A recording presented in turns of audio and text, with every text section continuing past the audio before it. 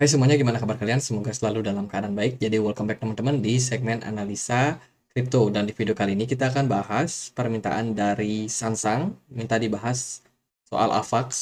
Sama satu lagi kita akan langsung bahas soal Atom ya. Karena dari Isana Bian, Isan Abian itu minta dibahas soal fundamental daripada AVAX dan juga Atom.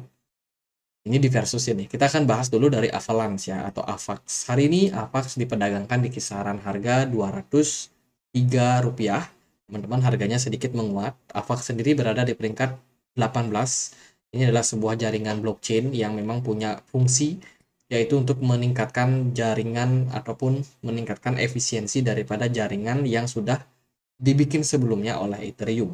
Jadi fungsinya ini adalah untuk aplikasi sebagai jalan nih untuk aplikasi terdesentralisasi atau yang disebut dengan di apps untuk membuat jaringan khususnya di jaringan AVAX. Jadi beberapa keunggulan seperti yang AVAX punya yang jauh lebih baik daripada Ethereum, terutama dalam hal transaksinya. AVAX punya kecepatan sampai 6.500 transaksi per detik tanpa mengorbankan skalabilitas.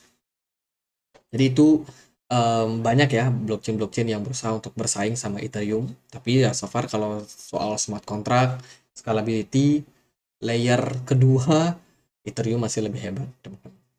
AVAX sendiri kalau kita lihat dari websitenya itu teman-teman bisa kunjungi di www.avax.network.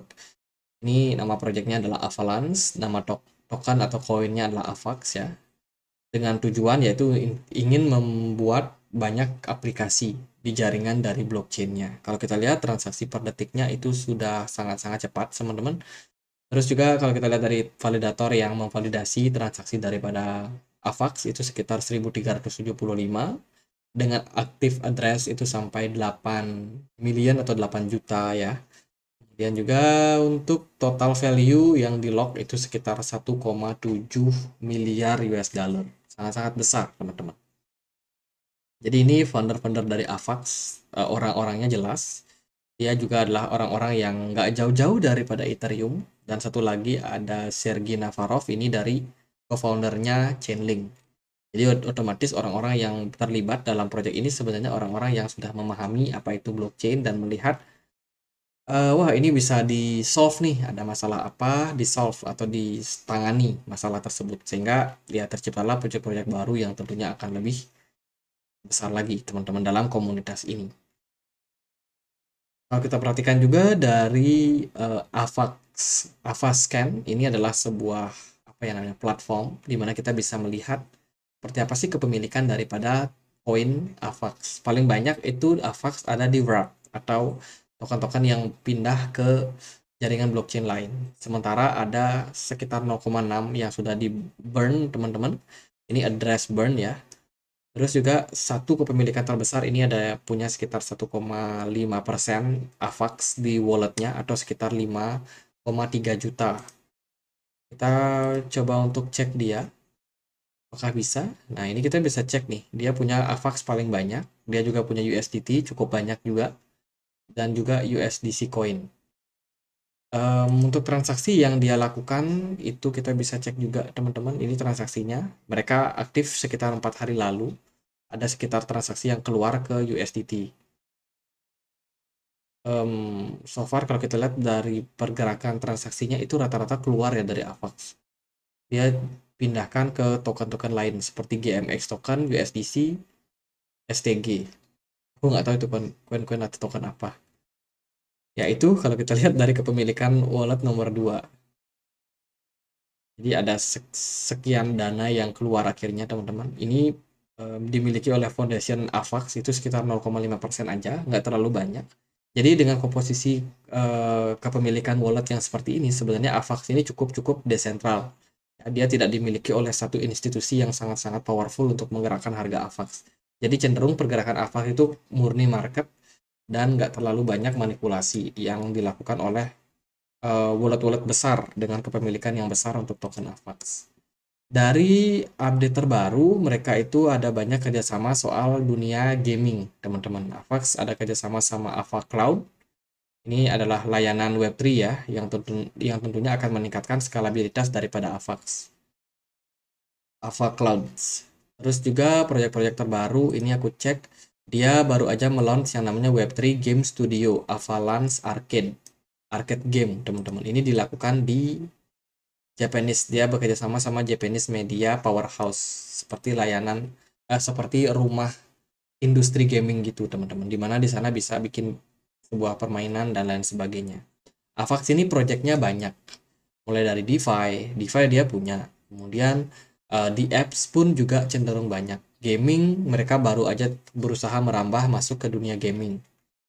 Tentunya transaksi itu udah jangan dibilang. Avax ini bisa dibilang salah satu yang cukup cepat ya untuk transaksinya. Jadi untuk pilihan transaksi tentunya di blockchain dari Avax sudah cukup besar, teman-teman. Itu beberapa yang mereka lakukan. Kemudian mereka juga bekerja sama sama ChatGPT atau Ava GPT. Ini salah satu adalah formula language, multi language, ya sebuah aplikasi di mana mirip seperti ChatGPT ya. Kita menggunakan teknologi AI untuk melihat atau menanyakan sesuatu sehingga kita bisa dapat jawaban. Itu juga mereka udah merambah ke sektor sana untuk project dari Avalanche. Jadi sangat-sangat banyak. Mereka juga cukup aktif untuk melakukan gathering, membagikan informasi tentang proyek-proyek yang mereka lakukan di beberapa kesempatan. Seperti ini mereka berkunjung ke Vietnam, teman-teman. Ya itu sih kegiatan yang dilakukan oleh Avax sangat-sangat banyak ya. Gimana untuk pergerakan harganya? Kita akan coba lihat ya. Avax hari ini diperdagangkan di kisaran harga 13,5 dolar. Harganya sedikit naik, tapi menurut saya dari pergerakan Avax ini memang cukup bagus. Dia ditunjang sama pergerakan Bitcoin yang juga overall bagus ya dalam beberapa waktu terakhir. Ntar aku sesuaikan dulu. Oke, kalau kita lihat dari chart AVAX sebenarnya masih cukup menarik ya teman-teman. AVAX ini bisa dibilang udah drop juga, ikut drop kemarin karena kasusnya itu si SEC yang nyerang beberapa altcoin karena dianggap sebagai sekuritas. AVAX sendiri sih nggak masuk ya dalam kategori tersebut, tapi ya namanya market panik, ya semuanya kena teman-teman. Dan AVAX yang menarik adalah dia mengalami rebound yang cukup signifikan ketika AVAX ini turun teman-teman, waktu dia mencapai level di 11 dolar. Ternyata di level tersebut itu ada buyer yang masuk ya, sangat-sangat signifikan. Harga AVAX itu ngepam lumayan, sekitar 20%-an. Dan sekarang untuk target AVAX itu adalah kembali balik ke kisaran harga 15 dolar. Jadi so far dari trennya cenderung positif, volume perdagangannya bagus, tapi ingat nih, smart money-nya nggak terlalu banyak di market. Jadi apa-apa akan tergantung sama Bitcoin. Kalau Bitcoin-nya naik, mungkin altcoin akan ikutan naik. Tapi secara pergerakan menurut saya itu sih, dia lebih kayak condong ngikutin Bitcoin untuk jangka waktu pendek ini. Jadi gitu, sabar dulu buat teman-teman yang udah punya pantulan kemarin di harga kisaran 11 dolar itu adalah sinyal positif. Semoga aja sih next sentimennya cenderung positif ya buat market sehingga altcoin semua yang sempat koreksi kemarin bisa terangkat. Nah, sekarang kita akan bahas untuk si Cosmos atau Atom ya. Cosmos ini berada di peringkat 23 di CMC. Ini juga merupakan sebuah koin yang sangat berfokus sama yang namanya connected antar blockchain, teman-teman. Kita perhatikan harganya sekarang ada di kisaran Rp145.000. Sedikit naik sekitar 1%. Nah, ini note buat teman-teman yang mungkin lagi cari perbandingan koin. Jangan pernah membandingkan koin dari harganya. Contohnya Bitcoin. Oh, Bitcoin harganya sekitar berapa? 35.000. Sementara teman-teman cari koin-koin kecil yang harganya masih murah. Karena teman-teman anggap koin-koin yang kecil itu harganya kelak akan naik ke 300.000 sekian. Enggak seperti itu cara kerjanya, teman-teman. Jadi setiap blockchain itu kita anggap sebagai sebuah kendaraan. Ada yang kendaraannya itu mahal, kayak misalnya bus. Bus kan lebih mahal ya, sama mobil Avanza misalkan. Jauh lebih mahal lah. Jadi Bitcoin itu kayak bus. Kalau teman-teman mau bandingin dia sama mobil, misalnya Avanza ya, pakai contoh aja. Itu beda jauh, harganya beda, kapasitasnya beda. Apakah bus lebih lambat daripada mobil? Ya bisa jadi iya, bisa jadi enggak juga. Apalagi koin-koin micin yang kita anggap lah, teman-teman bandingin misalkan Cosmos. Cosmos punya harga sekitar Rp145.000. Teman-teman bandingkan sama Shiba Inu yang mungkin harganya sekitar 0,1 rupiah. Misalkan seperti itu. Jadi perbandingan itu ibaratnya kayak mobil dibandingkan sama motor. Jadi memang harganya itu harga motor itu nggak bakalan tinggi-tinggi banget teman-teman. Jadi itu sih yang teman-teman harus perhatikan ya. Nggak semua apa namanya sebuah koin itu akan mencapai harga-harga yang fantastis. Ada kapasitasnya, ada harga wajarnya. Nah lah, kita lanjut lagi ya teman-teman. Jadi Cosmos ini proyeknya itu kalau kita bisa head to head kan itu sebenarnya paling cocok kalau kita compare sama Polkadot. Polkadot itu dengan para chainnya itu merupakan juga sebuah jaringan di mana fungsinya itu lebih banyak untuk melakukan komunikasi antar blockchain. Contohnya Polkadot bisa dikoneksikan sama Ethereum, bisa dikoneksikan sama sama BNB Smart Chain misalkan. Nah, itu fungsinya, teman-teman. Jadi, kalau kita compare antara AVAX sama Cosmos itu nggak matching, nggak sama. Cara project mereka beda, sektornya beda, teman-teman. Dari Cosmos sebagai jembatan, sementara AVAX ini sebagai sebuah blockchain yang berdiri sendiri, teman-teman. Jadi, kalau kita mau hubungkan eh, ya lebih baik AVAX bekerja sama sama Cosmos. Misalkan AVAX mau Avalanche mau komunikasi sama Ethereum, itu bisa melalui perantara Cosmos. Jadi Cosmos ini sifatnya bukan bukan apa namanya bukan blockchain yang mau bersaing sama yang lain. Tapi Cosmos ini sifatnya untuk mempersatukan setiap blockchain gitu. Eh, Harganya tadi udah ya, teman-teman. Untuk supply maksimum, supply peredarannya aja yang kita bisa cek, teman-teman. Karena ini mungkin masih dicek ya untuk supply totalnya. Eh, Atom itu ada di kisaran 346 juta koin. Kalau kita lihat, lumayan banyak juga ya supply yang beredar.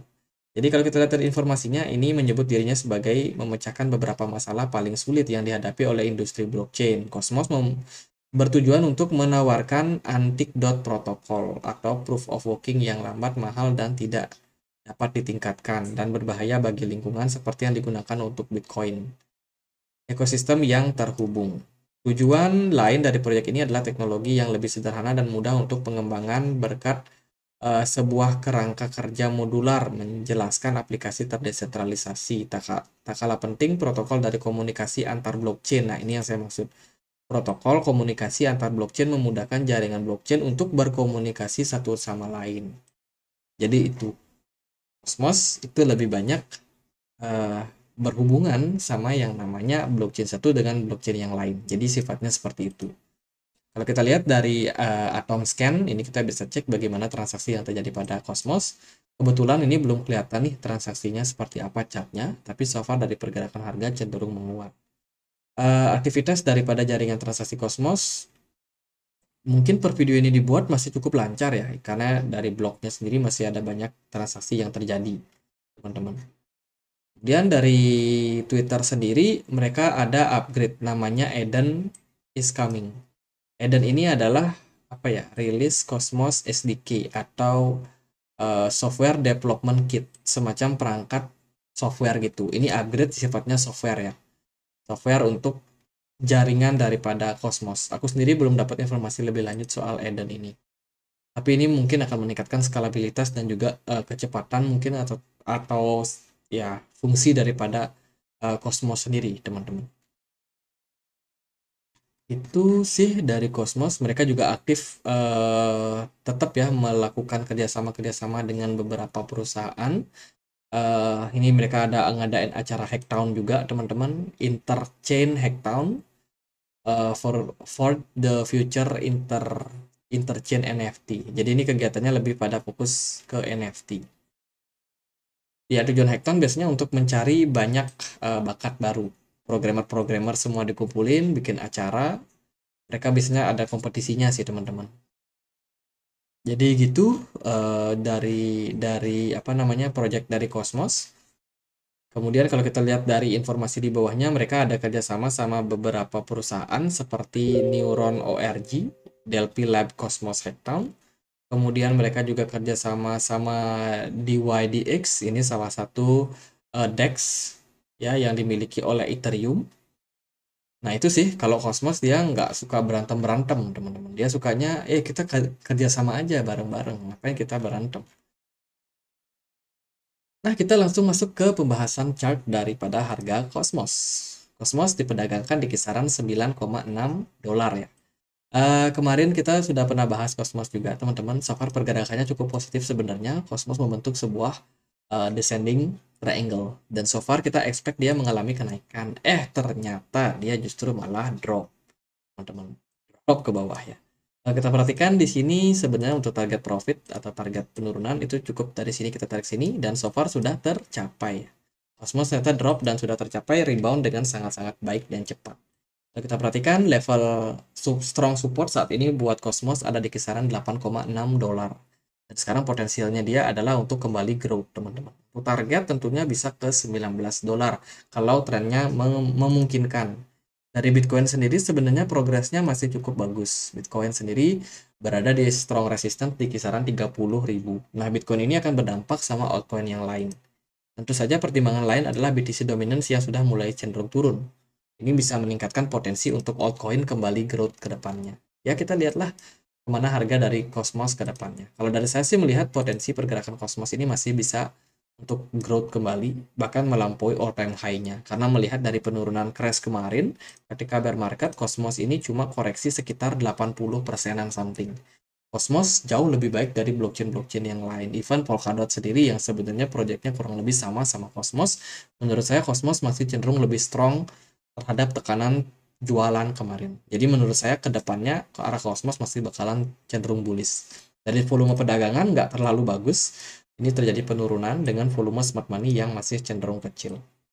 Dari MACD sendiri, Cosmos masih cenderung korektif ya teman-teman. Mungkin dalam beberapa waktu masih akan cenderung uh, ya masih kita harus lihat sih kemana arah daripada Cosmos. Sementara itu yang bisa aku laporkan buat teman-teman, arahnya cenderung positif karena di sini ada beberapa candle pembalikan arah. Semoga closing time frame weekly-nya akan bagus juga sehingga ya mendukung harga Cosmos untuk kembali growth ke depannya. Dari time frame yang kecil, Cosmos cenderung ya sedikit bullish ya teman-teman. Sedikit bullish dengan kecenderungan pola pergerakan yang membentuk sebagai sebuah falling wedge. Jadi kita expect akan ada sebuah koreksi dulu yang terjadi pada Cosmos. Oh sorry, ini rising wedge namanya ya. Rising wedge pattern, kita expect terjadi koreksi dulu. Kemudian baru melanjutkan kembali kenaikan untuk Cosmos. Gitu aja teman-teman, semoga videonya bisa bermanfaat. Kita punya komunitas diskusi di Telegram buat teman-teman yang mungkin punya akun Telegram, yang mau join, kita punya grup ya, tempat kita bisa diskusi, sama-sama sharing informasi-informasi. Di sini teman-teman ada banyak informasi yang kita sudah perbarui. Jadi buat teman-teman yang mau join bisa cek linknya di kolom deskripsi. Sekian aja, semoga bisa bermanfaat dan akhir kata saya Andre, makasih.